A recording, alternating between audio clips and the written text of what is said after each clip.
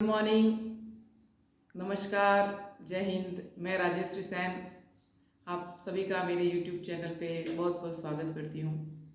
मैं फिर आ गई हूँ आपके लिए एक वीडियो लेकर। वीडियो आज मैं इस पे लेके आई हूँ आज क्योंकि मैं बैठी थी और मैंने सोचा कि क्यों नहीं आज सोच पे बात की जाए, क्लैरिटी पे बात की जाए कि आप किस प्रकार का विचार रखते हैं, क्या सोचते हैं और जो आपके दिमाग में वो आपकी जुबान पे है या नहीं है और जो आपके एक्शंस में है या नहीं है। तो आज मैं उस पर बात करना चाहती हूँ। तो इसमें मुझे एक लाइन याद आ रही है कि आपकी ताकत आपकी सोच में है। आप जिस प्रकार का विचार रखते हैं आप वैसे ही बन जाते हैं। और अगर आपने इस चीज़ के बारे में सोचा होगा तो आपने ये भी ऑब्जर्व किया होगा कि ये जिस दुनिया में हम या जिस वर्ल्ड में हम रहते हैं इसमें एक यूनिवर्सल है और जो चीज़ें आप रिपीट करते हैं वो आपके पास रिफ्लेक्स में होकर वापस आती है। ठीक है, तो बहुत बार ऐसा होता है कि आपको किसी चीज़ को लेकर फियर होता है कि जैसे एग्जाम का ही ले लेते हैं, चतुर्श्रेणी कर्मचारी भर्ती अभी बहुत चल रहा है उसका। तो अगर हम उस पर ऐसा सोच लेते हैं कि मेरा सिलेक्शन नहीं होगा, अगर उसमें 2% भी अगर सिलेक्शन होने के चांसेस है तो आप अगर नेगेटिव सोच लेते हैं तो वो चीज़ उसको यूनिवर्सल सुन लेती है और वही चीज़ आपको देती है। जैसे अगर कहते हैं ना कि अगर आपके साथ कुछ बुरा घटित हो गया तो आपको उसको बार बार रिपीट नहीं करना होता है, क्योंकि जैसे मान लीजिए ईश्वर है तो हम मंदिर जाते हैं तो उनके आगे हम प्रेयर करते हैं कि भगवान मुझे जॉब दिला देना, मुझे ये चाहिए, मुझे वो चाहिए। हम उनके आगे 100 ऐसी मतलब अपना विचार रखते हैं कि भगवान मुझे ये दे देना। तो हम उनको क्यों बोलते हैं ऐसा कि भाई ताकि वो हमारी विश है उसको पूरा कर दे। तो वही सेम चीज़ रिपीट होती है। अगर हमारे साथ कुछ बुरा घटित हो गया है या जो जो चीज़ें हमें लाइफ में नहीं चाहिए होती है, अगर हम उन्हीं को अगर अपने थॉट में ही रखते हैं या अपने मन में ही चलती रहती है वो चीज़ें, या किसी के सामने उस चीज़ को प्रेजेंट करते हो कि ऐसा हो गया वैसा हो गया, अपने दुख की कहानियाँ सुनाते हो लोगों को बैठ के कैसा हो गया, तो वो चीज़ें बार बार रिपीट नहीं करनी होती है क्योंकि उनको यूनिवर्स से सुन रही है। और उस वही चीज़ें क्यों भगवान सब ऊपर से ये देखता है कि अरे इसको मतलब ये चीज़ चाहिए होती है, तो फिर आपको वही वापस रिफ्लेक्स में मिलती है। इसीलिए हमेशा इतने पॉजिटिव बने रहिए कि अगर आपके साथ कुछ बुरा भी घटित हो रहा होगा तो वो भी टल जाएगा। किस किस वजह से टलेगा वो? क्योंकि आपकी सोच पे इतने अच्छे इतने शुद्ध विचार रखिए, अपने शब्दों को अपनी वाणी को इतने प्योरली लोगों के सामने प्रेजेंट करिए कि अगर आपके प्रति किसी का नेगेटिव विचार भी होगा तो वो भी चेंज हो जाएगा। तो अपने शब्द अपनी वाणी की रिस्पॉन्सिबिलिटी खुद लीजिए आप कि आप क्या बोल रहे हो, क्या कर रहे हो, आपके बैकअप माइंड में क्या चल रहा है, थॉट क्लियरिटी आपके पास होनी चाहिए। ये जो आप बोल रहे हो वो भी वही आपके माइंड में होना चाहिए। तो हमेशा इतने पॉजिटिव बने रहिए कि और आपको लाइफ में इतना कामयाब होना है, इतना कामयाब होना है अपने माता पिता के लिए, अपने भाई बहनों के लिए, जो भी आप लोगों से प्रेम करते हैं, जो भी आपके गुरुजन हैं या जिनको आप अपना आइडल या आदर्श मानते हो, उनके लिए आपको इतना कामयाब होना है कि जब आप बैठे तो लोग आपके लिए खड़े हो जाए। इस लेवल तक की कामयाबी आपको हासिल करनी है। और मैं यही गुजारिश करूँगी कि आप नेगेटिव चीज़ों पे ध्यान ना दें और नेगेटिव चीज़ें रिपीट भी मत कीजिए। जैसे कि बहुत सारे कमेंट्स आते हैं कि मेरा नहीं हो पाएगा, इतनी कट ऑफ जाएगी, मेरे तो इतने मार्क्स आ रहे हैं, वो आ रहे हैं। तो अगर इतनी कट ऑफ नहीं भी जाएगी तो आप ये चीज़ें बोल बोल के उस चीज़ को कंफर्म करवा देंगे यूनिवर्सल से। तो अगर आप ये चाहते हैं कि कट ऑफ कम रहे, या कट ऑफ तो वैसे भी कम रहेगी, मुझे तो पता है ये चीज़, लेकिन मैं आपको जस्ट एज ए फ्रेंड बता रही हूँ कि आप नेगेटिव ना होइए और मस्त पढ़ते रहिए और इतना आराम से इतनी धैर्य से अपने शब्दों पर ध्यान रखिए। आप अपने दिमाग में क्या सोच रहे हैं उस पर ध्यान रखिए, उस पर विचार कीजिए। और अगर टाइम मिले तो आप मंदिर ज़रूर जाइए, क्योंकि ईश्वर ही है इस वर्ल्ड में। उन्होंने पूरी दुनिया को बनाया है, वो ही सब कुछ देने वाले हैं। और आपके हाथ में तो सिर्फ कलम है और आपकी किताबें हैं। तो आप बस पढ़ते रहिए और वक्त मिले तो मंदिर जाइए और भगवान का नाम लीजिए, क्योंकि वही है आपको आगे जीवन में लेके जाने वाले। ये कलम, ये बुक्स और ये ईश्वर और आप स्वयं खुद। तो बस पढ़ते रहिए, मस्त रहिए। और मैंने पहले भी बोला था अपनी सोच को बहुत सुंदर रखिए।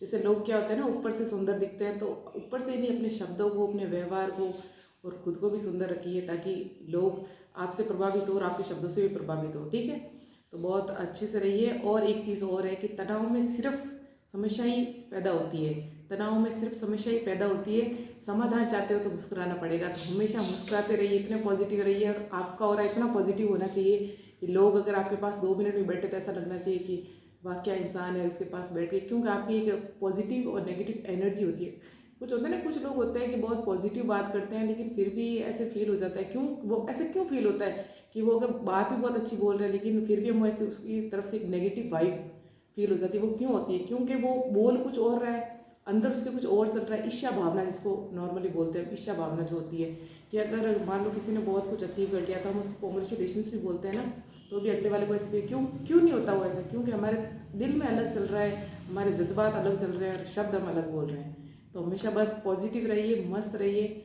और जैसे कि आज इस पे बात करने वाली हूँ कि सरकार हर घर में नौकरी चाहती है। आपको पता होगा कि 2014 से 2025 10 साल का वक्त बीत चुका है बीजेपी सरकार को आए हुए, और मोदी सरकार ने 2 करोड़ नौकरियों का सभी को आश्वासन दिया था, विश्वास दिलवाया था कि मैं 2 करोड़ नौकरियां दूंगा। लेकिन आप सभी को पता होगा कि ऐसा कुछ हुआ नहीं था। तो अभी मोदी सरकार या बीजेपी सरकार ये चाहती है कि हर घर में नौकरी हो ताकि सभी की तकलीफें खत्म हो जाए। तो 55,000 पद वैसे भी थे और 10,000 पद बढ़ने की पूरी 100% संभावना है कि 10,000 पद बढ़ेंगे।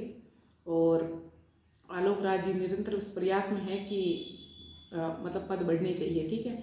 और सरकार उस पर एक्शन लेने वाली है, बहुत जल्द लेने वाली है। आप बस टिके रहिए, न्यूज़ में ज़रूर आपको ये खबर मिल जाएगी कि 10,000 पद की बढ़ोतरी।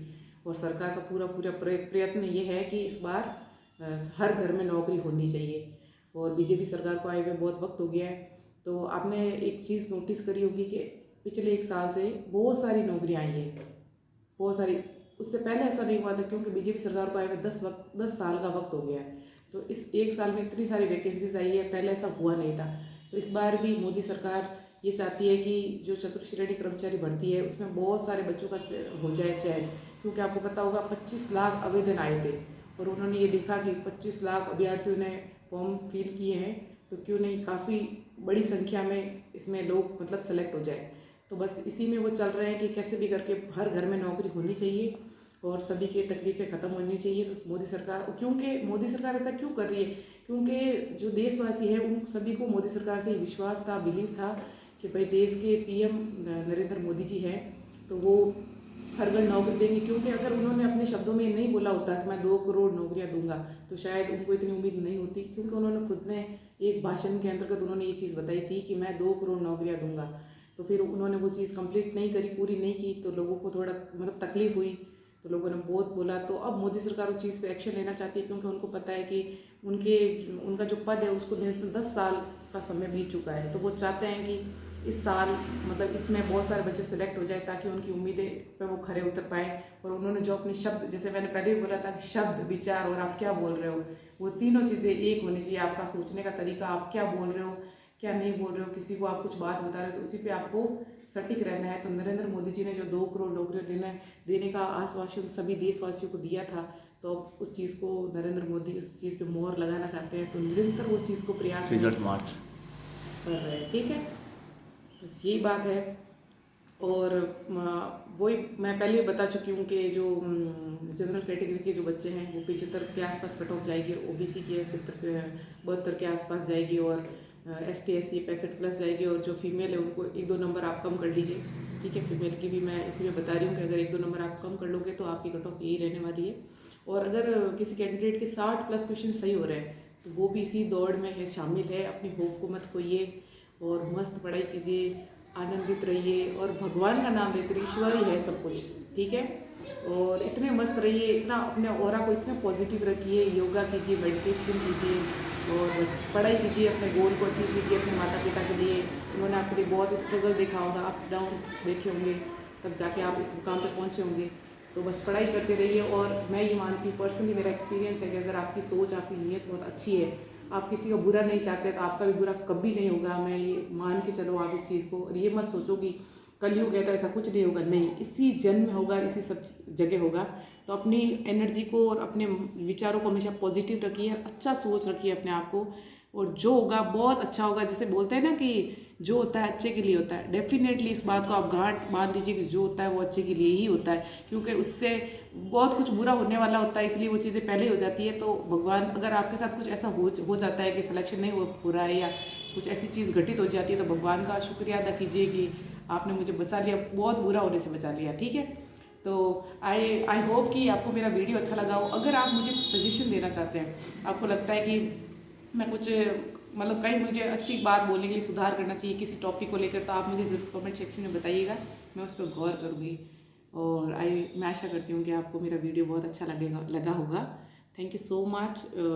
मैं आभारी हूँ आप सभी की। ठीक है, थैंक यू सो मच।